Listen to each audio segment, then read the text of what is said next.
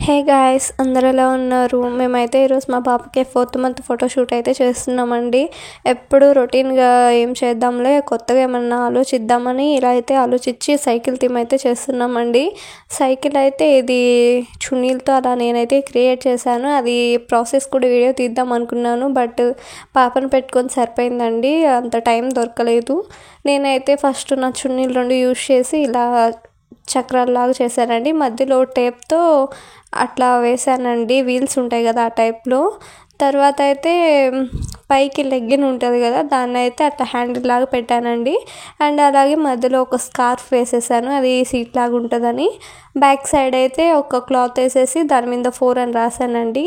And front అలాగే ఒక teddy పెట్టాను, బాగా లుక్ ఉంటుంది కదా అని. నార్మల్గా అక్కడైతే వేరే ఏదైనా ఎల్లో కలర్ అట్లా వేయాలండి, బట్ నాకు ఎందుకో ఇట్లా బ్లాక్ మీద స్కై బ్లూ బాగా కనిపిస్తుంది అనిపించింది. అలాగే మా దగ్గర స్కై బ్లూ టెడ్డీ ఉన్నింది, సో అందుకని స్కై బ్లూ కలర్ క్లాత్ అయితే పెట్టేశానండి. నేనైతే 4 అని బియ్యం పిండి ఉంటుంది కదండి, దాంతో అయితే రాశాను. ఇంకే దేంతో రాద్దామన్నా కూడా దాని మీద సెట్ కాలేదు. ఫైనల్గా అయితే ఇలా చేసేసాము. ఇంకా మా పాపని అయితే రెడీ చేసేసి పడుకోబెట్టాము.